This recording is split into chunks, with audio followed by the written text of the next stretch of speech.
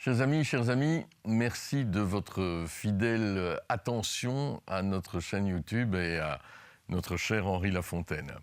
Vous le savez, quand on parle et qu'on évoque l'œuvre d'Henri Lafontaine, immanquablement, on parle de la paix. Je vous rappelle qu'il était détenteur du prix Nobel de la paix en 1913 et qu'il avait déjà à cette époque-là consacré plus du tiers de sa vie, voire plus, à l'élaboration de forums pour évoquer la paix. Bureau international de la paix, Société de la paix, des concerts, des réunions, une vocation à porter vers la Suisse d'ailleurs, vers Lausanne, Genève, des institutions qui allaient concomitamment entre société civile et d'ailleurs la franc-maçonnerie, déboucher pour lui sur les conditions d'un forum général de la paix.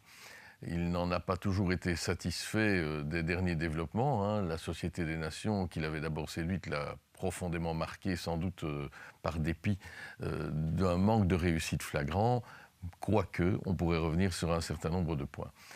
Nous allons nous tourner aujourd'hui à nouveau vers la Suisse et vers la paix avec notre invité, Gabriel Galis, qui préside l'Institut de recherche et d'études de la paix, Institut international, à Genève, et qui est avec nous pour nous parler notamment de la paix. Bonjour Gabriel Galis. Bonjour. Alors, la paix, Henri Lafontaine l'imaginait par l'arbitrage, par le forum, par la discussion, sauf que des forums comme les Nations Unies, comme la Société des Nations, manifestement n'engendrent pas la paix. Non, mais le pivot de la paix, c'est la justice, et la justice a deux piliers. Elle a les textes, ce qu'on appelle les textes de loi, le droit international en l'occurrence, voire le droit international humanitaire, qui est le droit de la guerre, une fois que les choses n'ont pas pu être empêchées. Et puis il y a le combat pour la justice, c'est-à-dire des principes. Moi je préfère le mot principe au mot valeur, parce que beaucoup de ceux qui parlent de valeur les bafouent. Les principes, c'est plus rigoureux, c'est à la limite mathématique, et c'est moins discutable. Donc, c'est pas la faute des textes, c'est pas la faute des institutions, c'est la faute des hommes qui ne les mettent pas en pratique. Faut pas incriminer l'ONU, faut pas incriminer. L'ONU ne fonctionne que par les gens qui la font fonctionner. Et si évidemment on met des va-t-en-guerre ou des gens qui ont des intérêts différents, ça ne peut pas marcher. Dans la mesure où vous nous venez de Suisse, je voudrais qu'on reste un instant quand même sur cet aspect particulier. Vous venez d'évoquer le droit humanitaire qui est un droit de la guerre, Convention de Genève. Je situais votre institut à Genève, mais comme je situais bon nombre d'organes qu'Henri Lafontaine, Léon Bourgeois et d'autres ont portés en Suisse, qu'est-ce qui fait de la Confédération helvétique ce seul particulier qui recueille les institutions qui parlent de paix? L'histoire d'un pays qui est une confédération construite par le bas. Il y a des confédérations qui ont été construites par le haut, les fédérations. Là, elle a été vraiment construite par 4 cantons. Il y a une partie de légende, de mythe et une partie d'histoire. Et puis, autour de ces 4 cantons, se sont agrégés des autres. Et ce qui est intéressant, c'est de voir, et ça nous amènera peut-être à d'autres aspects sur l'actualité et l'Europe, l'Union européenne, qui n'est pas tout à fait l'Europe, ça nous amènera à voir que, en fait, une unité politique se définit à la fois par des volontés internes et par des pressions externes. Les Suisses disent souvent, finalement, merci à Napoléon de nous avoir obligés à nous fédérer. Ce que Napoléon avait d'ailleurs demandé, un peu comme les États-Unis qui disent « organisez-vous en Europe ». Napoléon disait « mettez de l'ordre, ça m'évitera de le faire moi-même ». Donc la Suisse est un long processus et il en résulte aujourd'hui cette chose. Moi j'y habite maintenant j'y travaille depuis 20 ans et j'y habite depuis plus de 10 ans. Et en plus, j'habite dans la partie alémanique, c'est-à-dire où on parle allemand. C'est-à-dire je suis vraiment dépaysé. Parce que Genève ou à Lausanne, on peut encore s'imaginer qu'en étant français, on s'en sort, ou wallon. Mais quand on est à Berne, c'est plus difficile. Eh bien, les atouts quand même de ce pays, c'est que grâce à sa construction historique, il a soigné le confédéralisme. C'est un vrai confédéralisme qui n'est pas tout à fait une fédération. On pourrait revenir sur cette distinction. Premièrement. Deuxièmement, le multilinguisme, mais un multilinguisme pacifique, où quand on prend le train entre Berne et Genève, vous avez des annonces en 3 langues. Les annonces sont en allemand, en haut-allemand, pour que tout le monde comprenne, même les touristes allemands et autrichiens, en français et en anglais. Bon, quand il est dans le Tessin, la version est en italien. Donc il y a 3 langues nationales et 3 langues officielles et 4 langues nationales. 3 langues officielles, français, allemand et italien. La 4e langue nationale non officielle, c'est le romanche, qui est une petite minorité, mais vivace, qui a sa télévision, qui ne va pas disparaître. À mon avis, certains craignent qu'il disparaisse, il restera.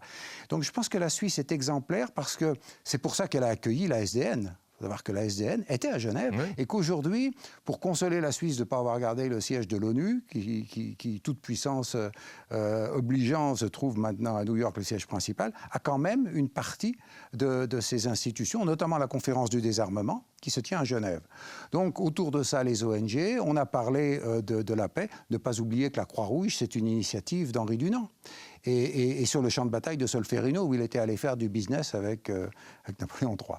Donc finalement, c'est quand même intéressant de voir qu'il y a une culture, et ce qu'on voit actuellement, c'est un clivage qui apparaît partout, des deux côtés de l'Atlantique, entre les dirigeants qui veulent se rapprocher de l'OTAN et sortir de la neutralité, et un peuple qui est beaucoup plus attaché à des principes de neutralité. Il va y avoir probablement l'année prochaine un référendum sur, c'est une initiative que j'oubliais, l'initiative populaire en Suisse.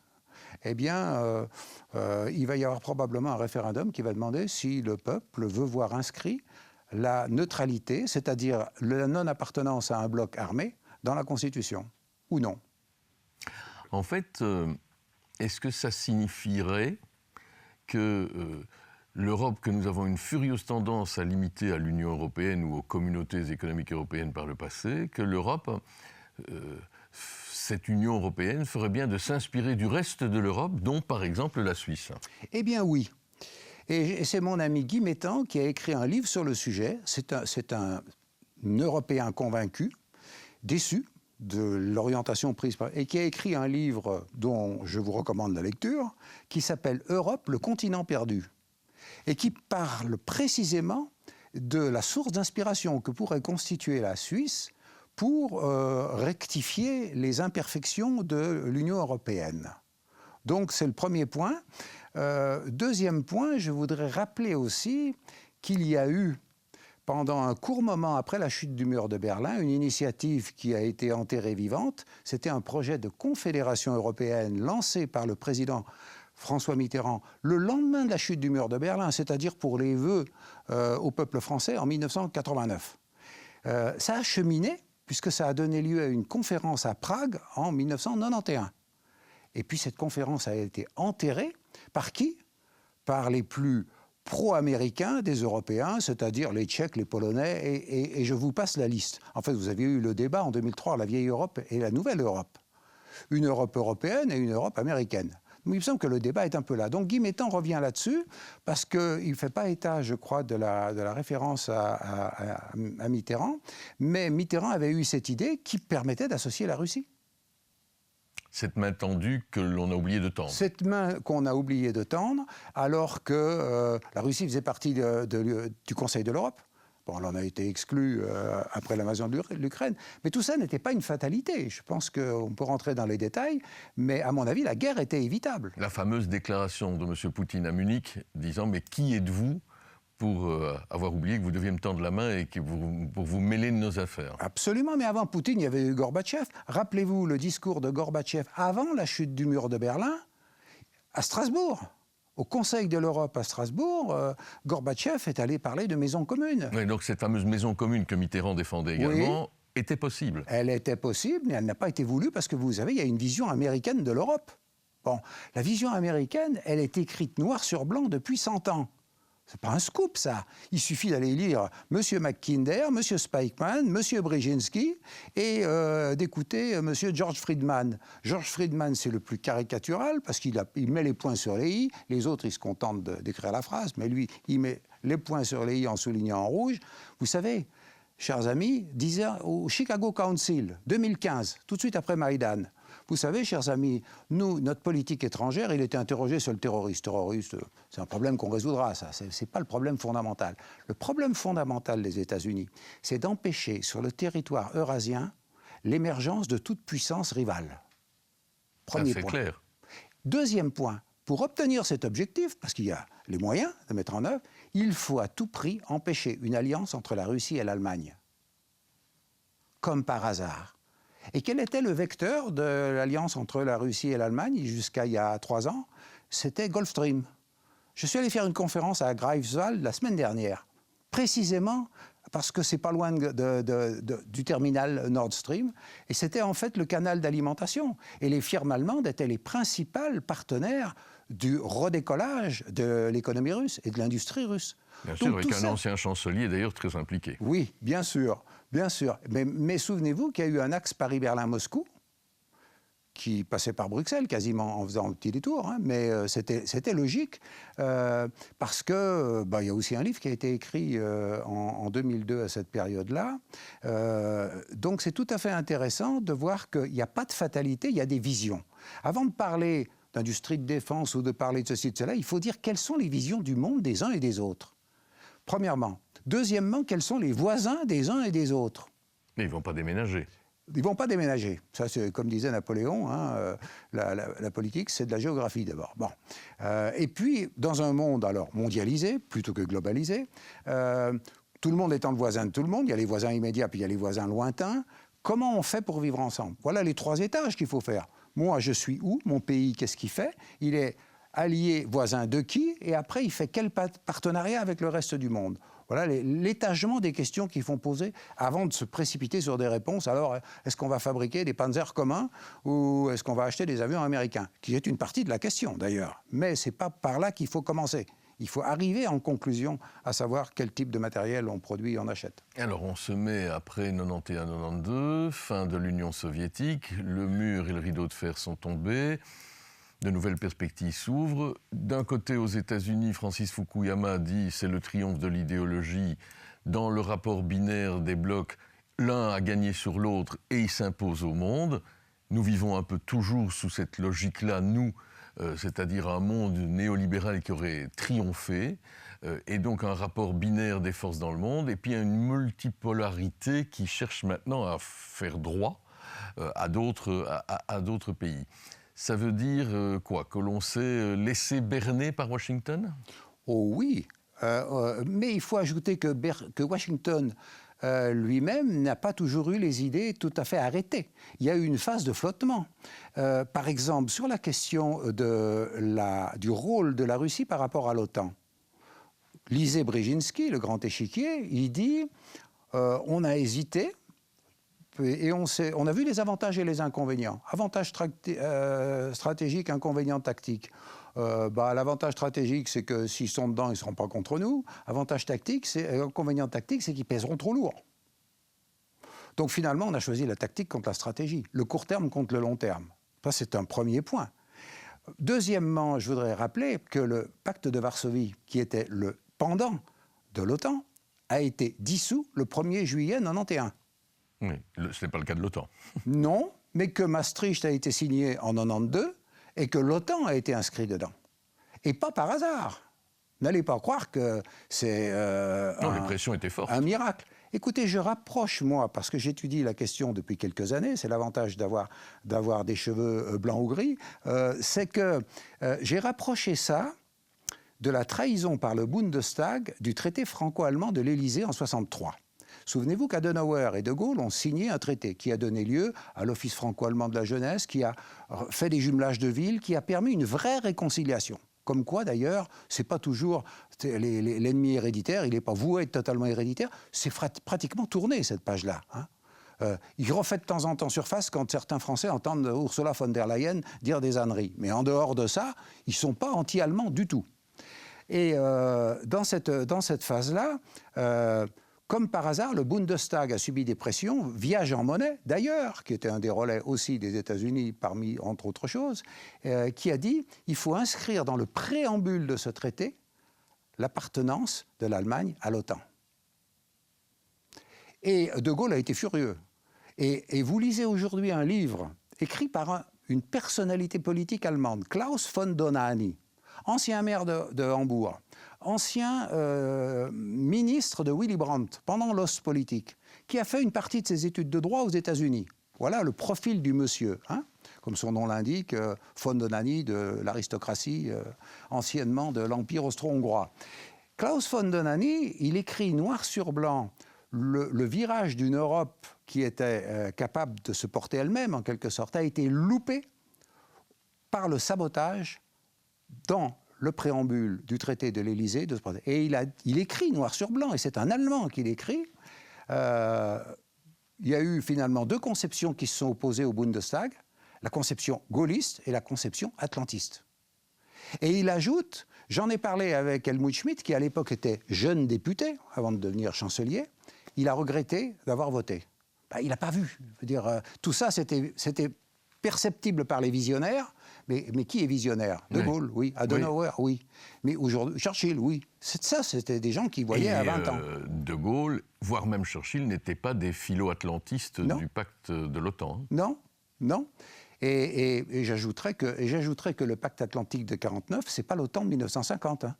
Vous allez entendre sur tous les plateaux de télé des experts vous expliquer que l'OTAN est né en 1949.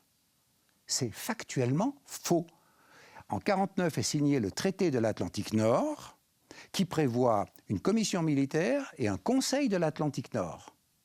Ce conseil de l'Atlantique Nord décide, parce qu'il y a l'éclatement de la guerre de Corée, de créer, décide en 1950, en décembre 1950, de créer une organisation militaire.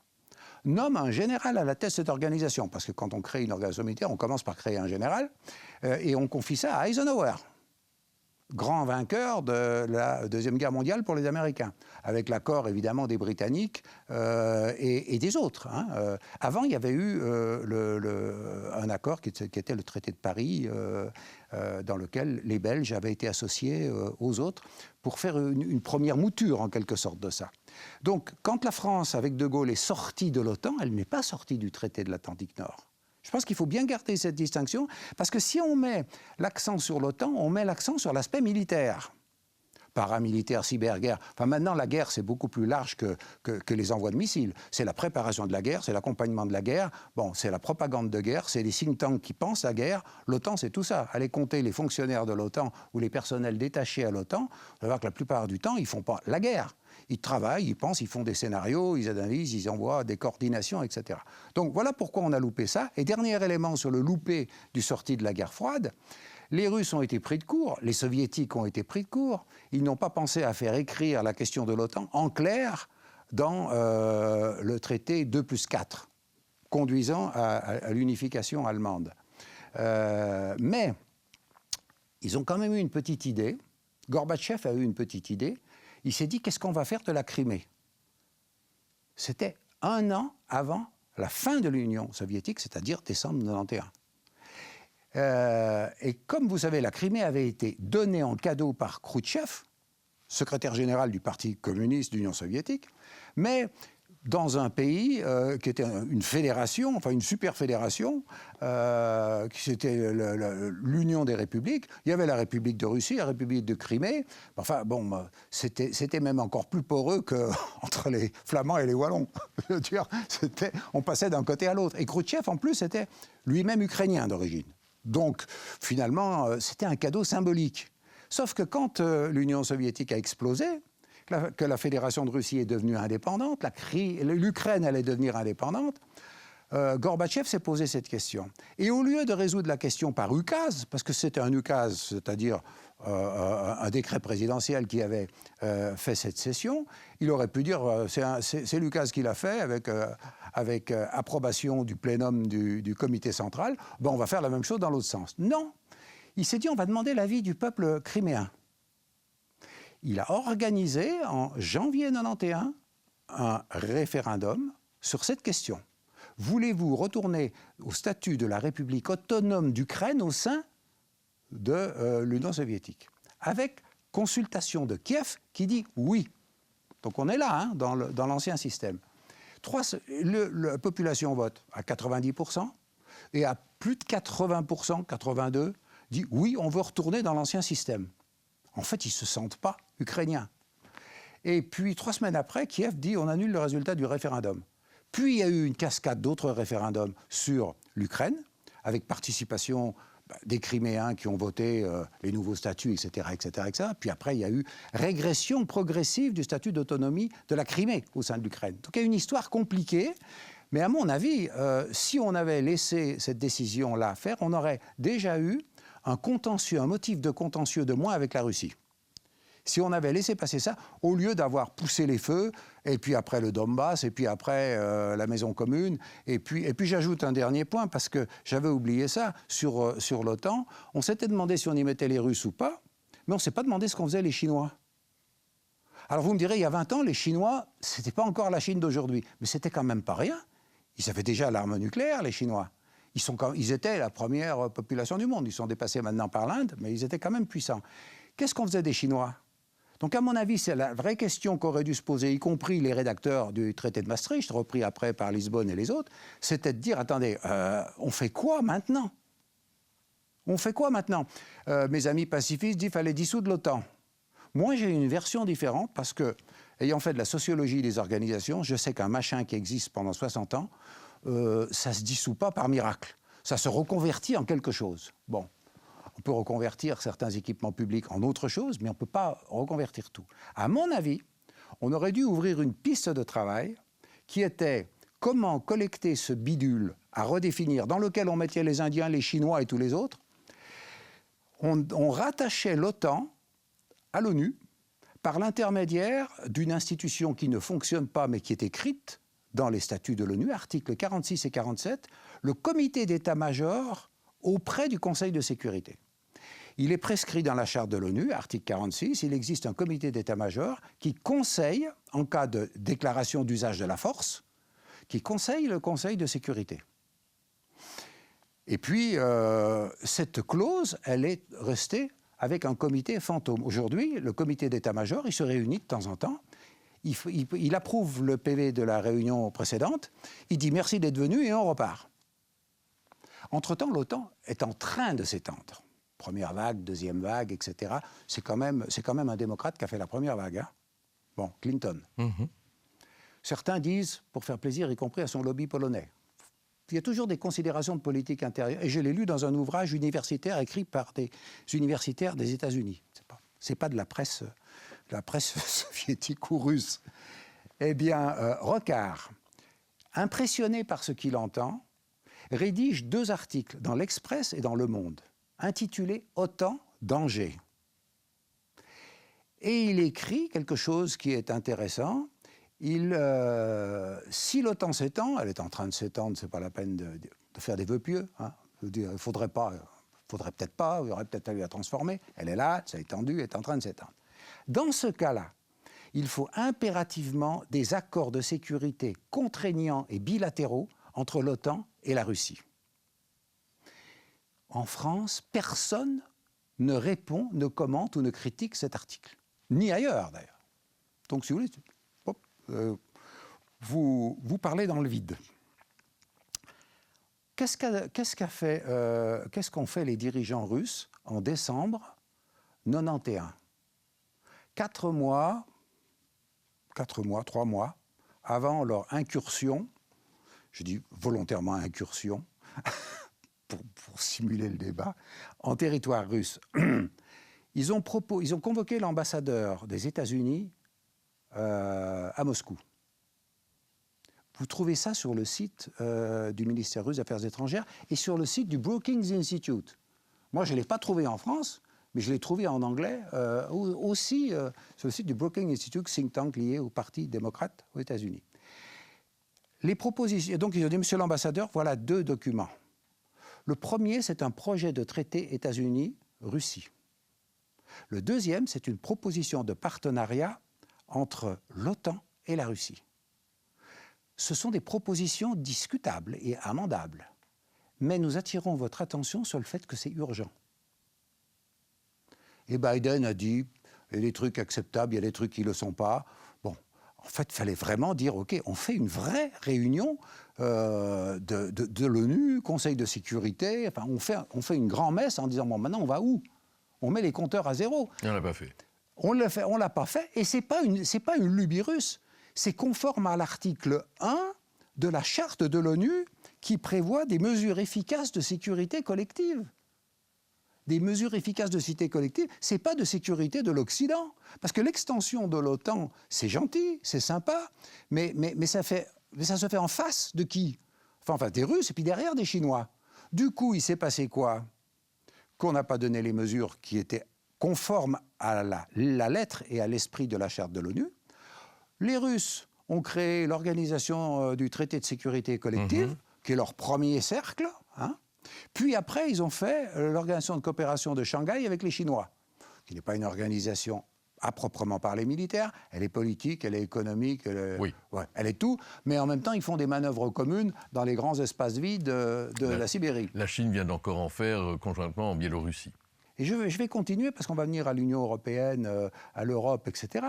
Face à qui? Il y avait la Nouvelle Europe, c'est-à-dire les Polonais et les Tchèques, mais il y avait aussi la semi-Nouvelle Europe avec Barroso. Je dis semi-Nouvelle Europe parce que le Portugal ne faisait pas partie des membres fondateurs, puisque c'était encore la dictature de Salazar. Mais on les a remis quand ils sont sortis de la dictature, ils sont rentrés dans les communautés européennes à l'époque. Bon, très bien, on les fait rentrer. Et puis, en réalité, vous avez Barroso, qui s'était déguisé en maoïste pendant sa jeunesse, mais en fait, il l'a dit lui-même, pas parce que j'étais maoïste, parce que j'étais anti-russe. Et qu'il n'y avait que 2 organisations d'étudiants, les pro-russes et les pro-chinois. Donc, je suis allé chez les pro-chinois. Bon. Et on rappelle que M. Barroso était président de la Commission européenne. Président de la Commission européenne. On l'a exfiltré là parce qu'il s'est fait virer du Portugal, un peu comme Mme von der Leyen. On l'a invité à quitter l'Allemagne où elle ne brillait pas spécialement à la tête du ministère de la Défense, en faisant faire des études du bidon. Bon. Donc on l'a fait sortir. Barroso fait le sommet des Açores, rappelez-vous, avec George Bush, pour fomenter la préparation de la guerre contre l'Irak, contre l'axe Paris-Berlin-Moscou. Chirac, Schröder, Poutine. Et puis Rumsfeld a le culot de dire « Vive la Nouvelle Europe », les anciens, ils n'ont rien compris. Ce qui a amené la brillante intervention de Villepin au Conseil de sécurité de l'ONU. Refusant de s'engager. En disant « Oui, je suis de la vieille Europe », sous-entendu moi, vieil aristo de la vieille Europe, mais j'en suis fier, et de dire, parce que j'ai eu accès, par l'intermédiaire d'un traducteur, aux discussions privé préalable entre De Villepin et le représentant des États-Unis. Et il lui a dit, mais tu sais, nous on est pro-américains, on n'a rien contre les États-Unis, simplement là vous allez développer le terrorisme. Et nous on n'a pas envie, parce que le terrorisme il se développe surtout sur le sol européen. Hein. Bon, il peut se développer à Boston de temps en temps, etc. Enfin, en gros, c'est Paris, Berlin, Bruxelles, c'est quand même là où il y en a le plus. Donc voilà pourquoi on aurait pu éviter ça. Et voilà pourquoi, moi, je suis triste qu'on ait aggravé sans arrêt et que maintenant, vous ayez des Verts en Allemagne qui sont verts de gris. Vous avez des Verts qui disent « on va soutenir Merz, candidat à CDU, qui donne 48 heures à Poutine, qui donne un ultimatum de 48 heures à Poutine, sinon il va livrer les Taurus que Scholz hésite à livrer. » Je dis qu'on pourrait les livrer. Les fameux Taurus, ce sont ces chars. Hein. Oui. Il y a surtout les matériels de missiles. D'ailleurs, soit dit en passant, il n'est pas certain que Biden ait donné l'autorisation de fournir les matériels. Il a dit qu'il pouvait le faire, qu'il allait le faire. On n'est pas sûr que le papier soit signé. Et d'après les informations qui circulent, parce que ça circule très vite aujourd'hui, le Pentagone n'est pas chaud. Les gens du Pentagone ne sont pas les plus fous. Hein. Ils savent qu'une attaque entraîne une contre-attaque. Les Russes ont déjà envoyé leur machin expérimental, bon, qui n'était pas chargé, suffisamment fort pour faire un gros trou, parce que même vide à vitesse hypersonique, ça fait des dégâts. Donc, les Allemands sont fous. C'est pour ça que je suis allé faire une conférence à Greifswald, parce que j'ai des amis allemands qui m'ont dit « Venez expliquer, on fait une vidéo, on va la diffuser. » Et il y a une brave dame dans le public, après mon exposé, qui me dit « Vous pensez vraiment que les Russes vont nous attaquer ? En 2028, 2030 ?» Je dis, mais madame, vous sortez ça d'où ? Les Russes, ils veulent faire du business avec vous. Quand on fait du business avec son client, on n'a pas envie de le détruire. Il livrait du gaz et vous fournissiez des capitaux et des technologies.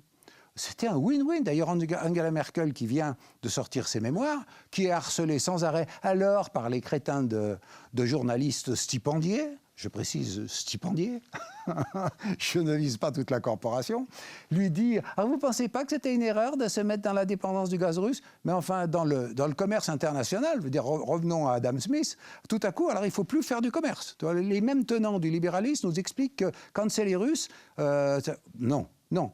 Vous avez quand même, parmi les choses qui ont créé le climat de guerre, vous avez quand même un ancien diplomate britannique, et qui n'était pas n'importe qui, ancien conseiller de Tony Blair et ancien conseiller de Javier Solana, haut représentant de la politique de sécurité et de défense de l'Union européenne.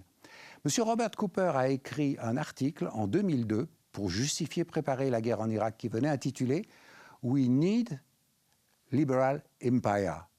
Version Guardian, et l'autre version, c'était « Why we need imperialism ». Imaginez, non mais on croit rêver, parce que moi quand j'étais jeune, l'impérialisme c'était une insulte. Oui. Maintenant, c'est devenu une lettre de noblesse pour un certain nombre de détenteurs. Et M.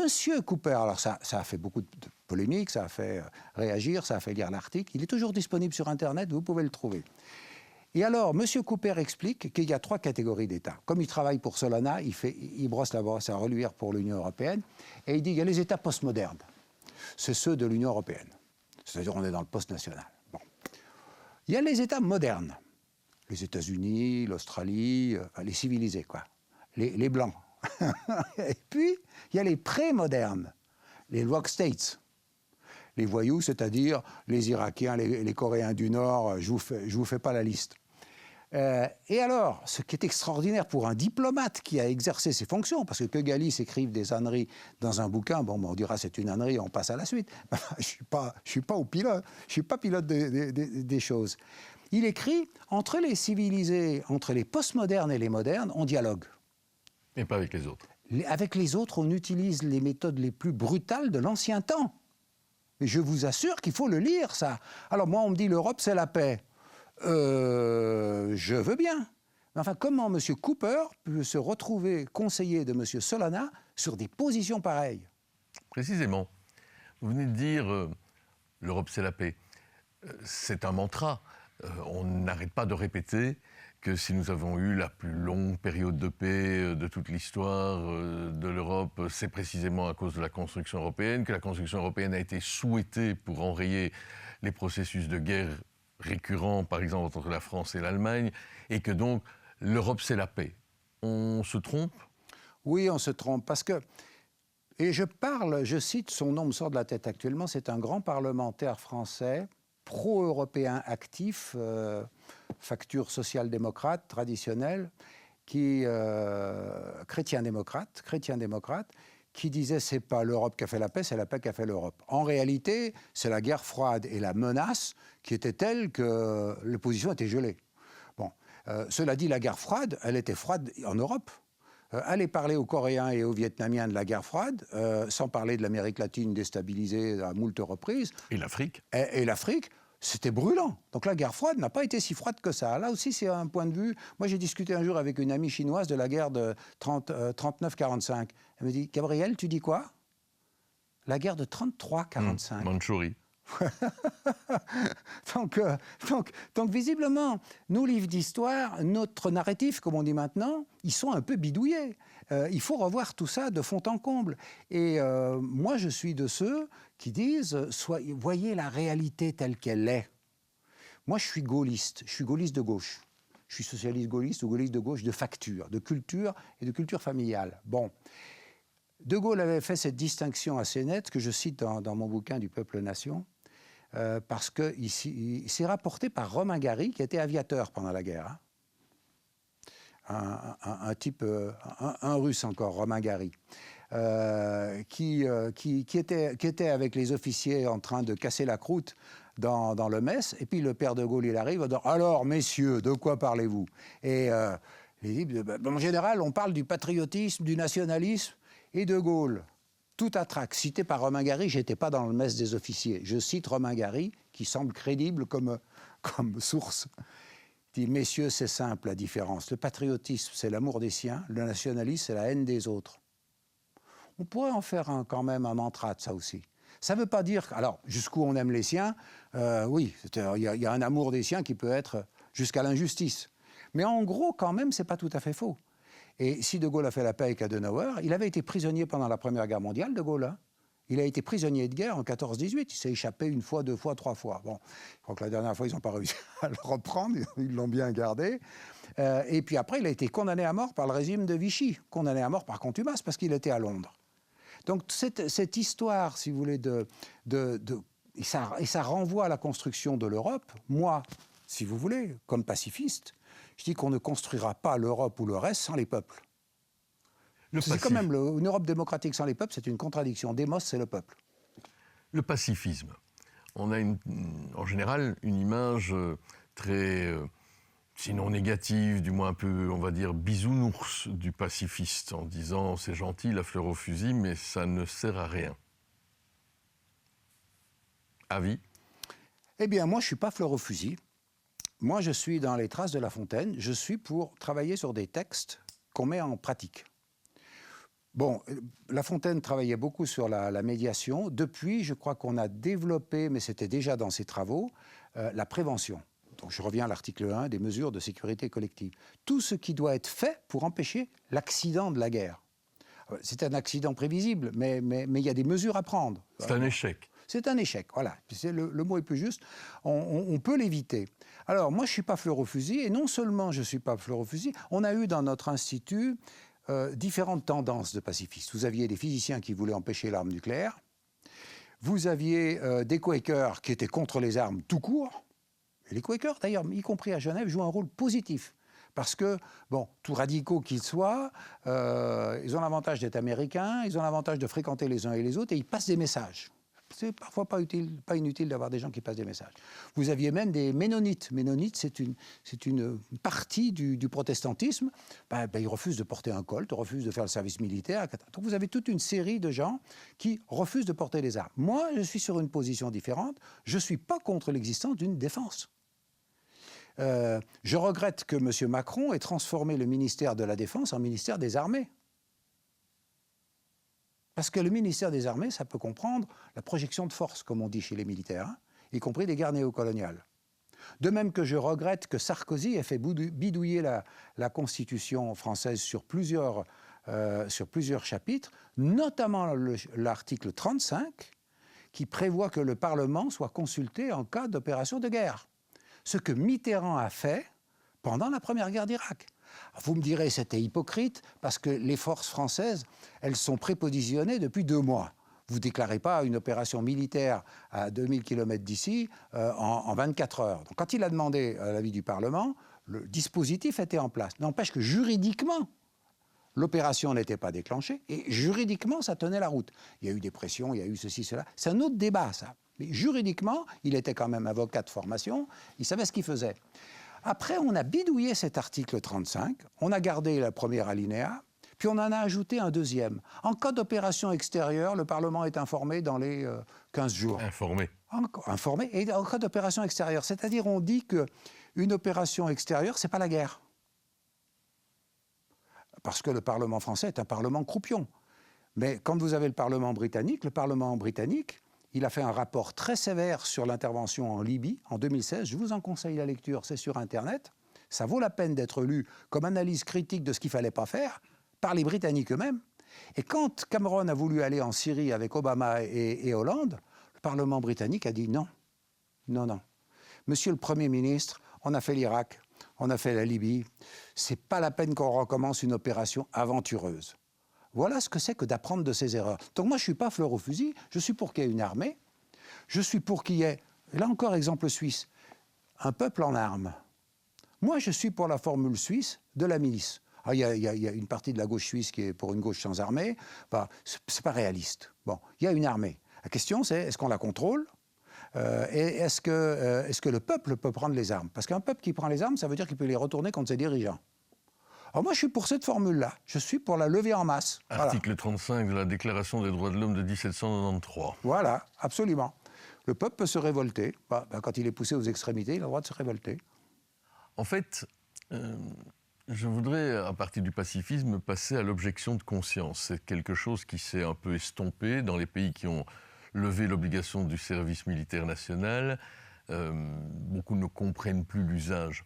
Aujourd'hui, des 3 républiques nées de la chute de l'URSS, Ukraine, Biélorussie, Fédération de Russie, c'est l'Ukraine de M. Zelensky qui a autoritairement suspendu le droit à l'objection de conscience qui existe toujours en Russie, en Biélorussie. Bon, pour l'instant, la Biélorussie n'est pas partie au conflit direct. c'est quand même interpellant. Qu'un pays en guerre considère qu'ils doivent mobiliser est une chose, mais que pour autant il supprime un droit constitutionnel à l'objection de conscience en est une autre. Absolument, surtout que les Russes ne l'ont pas fait. Mais Zelensky, il a aussi interdit les partis politiques qui ne lui plaisent pas, les syndicats, etc. Enfin bon, moi, quand j'entends dire des fois la démocratie, et d'ailleurs actuellement, il n'est plus président, hein. Il est à passer l'échéance de son terme. Donc il est un président stratosphérique, quoi, en apesanteur. Bon, tout le monde, c'est un détail, ça. Nous, démocrates, quand c'est Zelensky, on passe dessus. Moi, je suis tout à fait pour l'objection de conscience ou pour les formules alternatives qui rejoignent l'alternative. Moi, j'ai passé 2 ans en Algérie comme enseignant à l'université de Constantine, parce que j'ai une mauvaise vue et j'ai pas l'âme à tirer le coup de fusil. Bon, j'ai 2 frères qui l'ont fait pour moi, ça va, je trouve que dans la famille, on a donné. Mais je me suis pas senti inutile. J'ai été détaché par le ministère de la Défense auprès du ministère de la Coopération. Ouais, la coopération, ce qu'on appelait la coopération de développement. Voilà, j'ai eu une carte, j'ai eu une procédure, et je me suis acquitté de mes obligations militaires. Au sens où, à ma façon. Et je trouve que donner 1 an de sa vie à son pays, c'est pas hommes et femmes d'ailleurs, parce que puisqu'on veut l'égalité, j'aimerais que ces dames revendiquent aussi le droit de mouiller le kaki. Hein. C'est fermé à personne. Et donc, il faut développer ces mesures-là. Mais si vous voulez, c'est une question de compromis entre les droits individuels et les droits collectifs. C'est quelque chose sur lequel vous avez travaillé, et moi, auquel je suis attaché aussi. Ce qu'on appelle les droits de l'homme, ils voient que les droits de la personne consommateur. Les droits de l'homme, c'est le tout. On prend le tout. Parce que si on prend que les droits qui nous avantagent, on dit la sécurité collective pour nos copains, mais pas pour ceux d'en face. Non, la liberté, c'est le droit de penser, la liberté de penser de ceux qui ne sont pas d'accord avec nous. Bah oui. Et c'est les droits des armes de ceux qui sont en face. Même, surtout quand ils sont nos voisins. Et aujourd'hui, tout le monde est voisin de tout le monde. Gabriel Galis, en passant par l'objection de conscience, on en arrive à la citoyenneté. Que peut le citoyen, la société civile, comme on dit, dans les affaires de paix ou de guerre, où, vous l'avez dit assez souvent, en tout cas dans bon nombre de pays, ils ne sont pas consultés, voire même leurs propres représentants ne le sont pas ou peu. Que peuvent les citoyens, si l'on se réfère toujours à ce texte de 1793 qui dit « il y a oppression contre le corps social s'il y a oppression contre l'un de ses membres », et le plus sacré des devoirs est alors de s'insurger. Que peut le citoyen aujourd'hui ? Déjà contrecarrer l'information majoritaire qui est de moins en moins diverse. Je dois dire que la Suisse est un peu moins grave que d'autres. Parce que grâce au multilinguisme, grâce à un certain nombre de choses, ils se ressemblent, mais c'est quand même moins net. C'est quand même un avantage. La France est caricaturale. Je veux dire, vous prenez même le Royaume-Uni est moins caricatural. Vous avez sur Israël des informations que vous ne trouverez pas dans la presse française. Bon. Et sur Gaza et sur ça. Bon, premier point, s'intéresser, avant d'aller voter, à ce qu'ont fait les candidats. S'ils sont candidats à leur réélection, qu'est-ce qu'ils ont fait avant ? Sinon, quel est leur programme ? Deuxièmement, une chose que moi j'ai mise en pratique sur Gaza, j'ai écrit à mon député. J'ai écrit à la fois en tant qu'irénologue et en tant que citoyen, parce que même si je n'ai pas voté pour lui, parce que c'est un copain de Macron, je trahis le secret de l'isoloir, mais j'ai le droit. On n'a pas le droit de me dénoncer, mais moi j'ai le droit de dire ce que je fais. Ce type-là, bon, qui a été son témoin de mariage, imaginez, hein, donc c'est un ami proche. Ce copain de Macron, il n'a pas daigné me répondre d'ailleurs, même pas poli, parce qu'il y a quand même des endroits en Suisse, si vous écrivez, on vous répond. Hein, ne serait-ce qu'une réponse de courtoisie, merci, j'ai bien reçu votre lettre, je vais la lire avec attention, la faire étudier par mes services. C'est bidon, mais c'est au moins poli. Bon, là, c'est même pas le cas. Ces gens-là, ça passe à la poubelle, il ne va pas lire. Et pourtant, je lui ai cité les liens des propositions russes faites aux Américains. C'est pas discuté. Donc, si vous voulez, le citoyen, je pense qu'il ne faut pas qu'il vote simplement. Mon ami Rousseau disait, c'est la démocratie, la monarchie britannique, les gens qui vont voter de temps en temps, c'était au suffrage indirect par les lords, etc. Bon, enfin, en fait, ils donnent leur avis une fois tous les 5 ans, quoi. Et puis après, le reste du temps, ils sont esclaves. Bon, alors pour que les esclaves ne soient pas des citoyens passifs, il faut qu'ils se manifestent, ils descendent dans la rue, mais qu'ils écrivent. Moi, si tous les citoyens, si tous les électeurs de chaque député l'engueulaient, je crois qu'il en aurait marre. Au bout d'un certain nombre de lettres, il se sentirait obligé de faire quelque chose. Non, on vous a à l'œil. Vous n'êtes pas en impunité, là. Vous avez un mandat du peuple. Donc le mandat du peuple, c'est sous le contrôle du peuple. Est-ce que, et on va terminer par là, Gabriel Gallis, est-ce qu'aujourd'hui, la guerre, c'est plus l'horreur du terrain, comme on l'a vu à Pokrovsk, à Dnipro, ou c'est une guerre de propagande, d'information, de désinformation, de part et d'autre? Alors, la réponse a été proposée avec brio par 2 officiers chinois en 1997. Dans un livre qui a été écrit en chinois, traduit en anglais et en toutes les langues possibles, ça s'appelle, en français, « La guerre hors limite », par M. Kiao Liang et Wang Shangshui, 2 officiers. Et en anglais, c'est « Unrestricted Warfare ». Et alors, ce qui est amusant, c'est qu'ils ont analysé la première guerre du Golfe. Non seulement ils ont analysé la guerre, mais ils ont analysé l'analyse par le Sénat des États-Unis de la guerre. C'est-à-dire, ils ont creusé, hein. Et ils ont dit, bon, ils ont gagné parce qu'ils ne pouvaient pas perdre contre l'armée de Saddam Hussein, mais en fait, ils ont perdu du temps inutile.